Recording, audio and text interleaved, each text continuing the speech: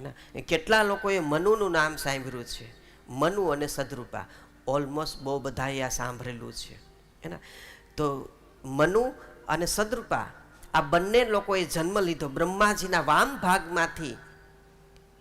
સદરૂપા અને મનુએ જન્મ લીધો. જન્મતાની સાથે બંને અલગ અલગ હતા, સ્ત્રી પુરુષ અલગ અલગ લીધા.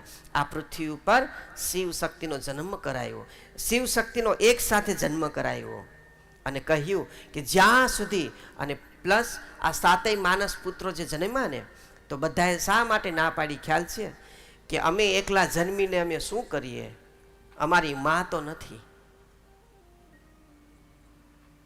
એના, અમે એકલા જન્મીને અમે શું કરીએ, અમારી માં તો નથી, શક્તિ તો નથી, આવું કીધું.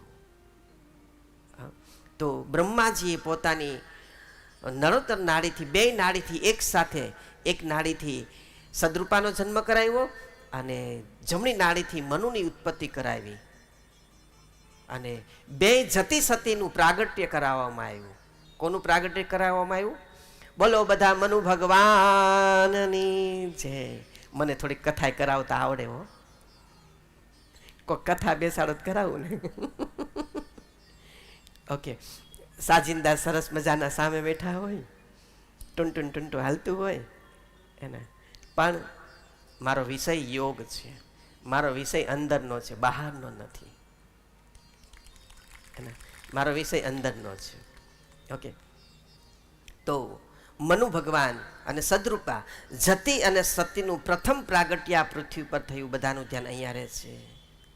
જતી શક્તિનું આ પૃથ્વી પર પ્રથમ પ્રાગટ્ય થયું. શિવ અને શક્તિનું પ્રથમ આ પૃથ્વી ઉપર પ્રાગટ્ય થયું. અને પરમપિતા બ્રહ્માજીને પ્રાર્થના કરે છે કે હે પરમપિતા બ્રહ્માજી, અમારું આ પૃથ્વી ઉપરનું પ્રયાણનો મતલબ સમજાવો, ઉદ્દેશ શું છે? તો બ્રહ્માજીએ કીધું કે મનુ, સદરૂપા, તમારા સૃષ્ટિ રચવાની છે. હવે તમે એટલું કહો, સાણા લોકો ધ્યાનથી સમજજો. આ ગુરુનો માર્મિક શબ્દ છે, માર્મિક શબ્દ ઉપર બહુ તમને બહુ બધું સમજાય એવું છે. એક મા બાપના કુખેથી બે લોકો જન્મે એને શું કહેવાય? ભાઈ બેન જ કહેવાય ને. બોલો બધા હા કે ના? અને એક મા બાપના કુખેથી એક દીકરો જન્મે અને એક મા બાપના કુખેથી એક દીકરી જન્મે, બે મા બાપના કુખેથી બે સંતાન જન્મે, દીકરો ને દીકરી, તો એનો ભાઈ બહેનનો રિશ્તો કહેવામાં આવે.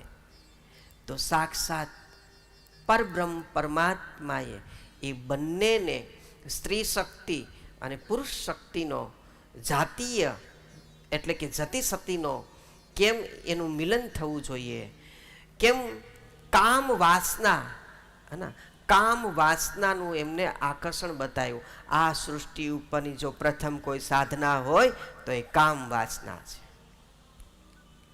અને એને આજે આપણે બધા નેવે મૂકી આવ્યા છીએ એના. શાસ્ત્રોમાં છે બધું, પણ સ્પષ્ટીકરણ નથી ક્યાંય.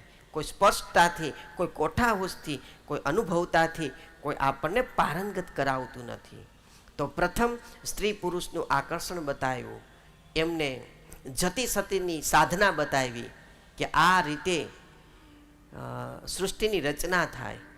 તો જ્યારે મનુ અને સદરૂપાનું મિલન થાય છે અને એને સદરૂપાના કુખે ધીમે ધીમે ગર્ભ વધે છે. ધીમે ધીમે 1 માસ, 5 માસ, 8 માસ અને 9 માસ એ ગર્ભના પૂરા થાય છે સદરૂપાને. અને સદરૂપાને 9 માસના ગર્ભ પૂરા થતાની સાથે જન્મ થાય છે એક બાળકનો. અને બાળકનો જન્મ થાય એટલે પહેલું કામ શું કરે? આપણે બધા અભણ છીએ, આપણે એમ કે રડવાનું કામ કરે. નહીં, રડે તો પછી. ઓકે, કોઈ પણ બાળક જન્મતાની સાથે, કોઈ પણ જીવ આ પૃથ્વી ઉપર જન્મે એ પછી ગાય પોતાના બચ્ચાને જન્મ કરાવતી, ઘોડી પોતાના બચ્ચાને જન્મ કરાવતી, ભેંસ, કૂતરી, જે કોઈ હોય તે હે ને. તો જન્મતાની સાથે કોઈ પણ જીવ છે ને એ શ્વાસ લે. એટલે સદરૂપાના કુખે જે બાળકનો જન્મ થયો અને જે જન્મતાની સાથે જે શ્વાસ એ બાળકે લીધો ને, એ બાળકે જે શ્વાસ લીધો ને એ બ્રહ્માજીએ સાંભળ્યો. એટલે આ સાધનાનું નામ પડ્યું બ્રહ્મનાદ સાધના. આજે જે આપણે શીખવા જઈ રહ્યા છીએ આ સાધનાનું નક્કર નામ પડ્યું બ્રહ્મનાદ સાધના. શા માટે?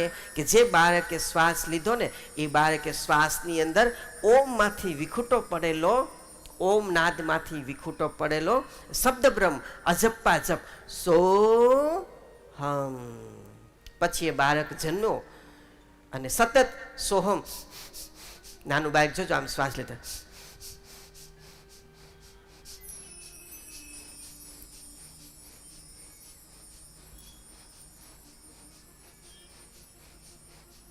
સતત શ્વાસની સાથે રહે છે, સતત અજપ્પા જપની સાથે રહે છે એ બાળક.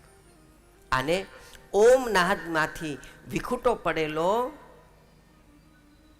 સોહમ નાદ છે. બ્રહ્માંડનું ગર્ભગૃહનું આ નાદ છે સોહમ. અને આ સોહમ, આ સોહમ આને ગુરુ મંત્ર કહેવાય છે, આને મહામંત્ર કહેવાય છે. કોઈ લોકો આને અમર મંત્ર કહે છે, કોઈ આને ગુપ્ત મંત્ર કહે છે, કોઈ આને અજર મંત્ર કહે છે, કોઈ આને સતનામ, કબીરમાં કોઈ હોય તો એને સતનામ કહે છે, બીજ મંત્ર કહે છે, બીજક કહે છે, વોટેવર વોટેવર વોટેવર, અલગ અલગ રીતે બધા ઓળખે છે. અને એટલું ધ્યાન રાખજો, આ ઓમ અને સોહમનું ધ્યાન તમે કરો ને એટલે તમારે કોઈ શ્લોક, કોઈ હનુમાન ચાલીસા, કોઈ ગાયત્રી મંત્ર, મહામૃત્યુંજય મંત્ર કે કોઈ પાઠ, કોઈ વેદ, કશું કાંઈ ભણવાની જરૂર રહેતી નથી. જેને ડાયરેક્ટ પરમાત્માને હાસિલ કરી લીધો હોય એને.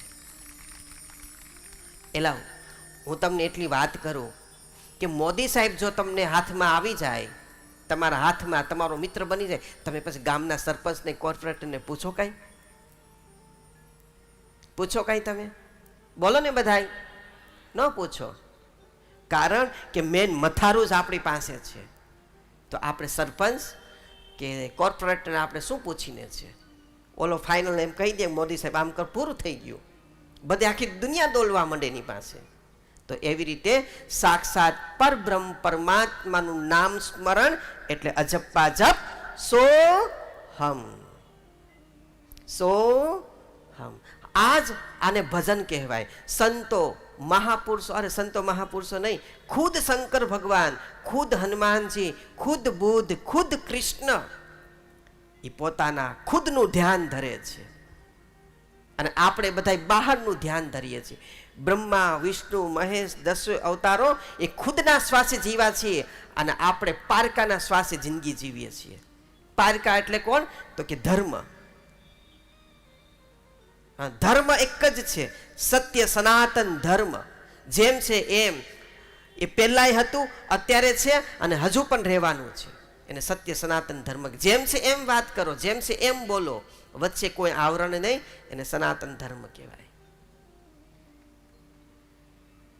અને વચ્ચે જો કોઈ આવરણ તમે મૂકો છો તો એને ધર્મ ન કહેવાય, એને ધર્મના વાડા કહેવામાં આવે, વિભાગ કહેવામાં આવે એને.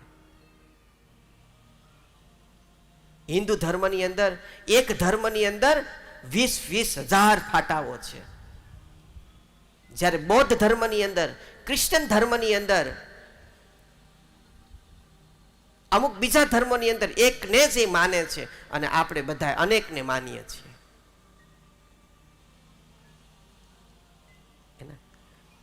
તો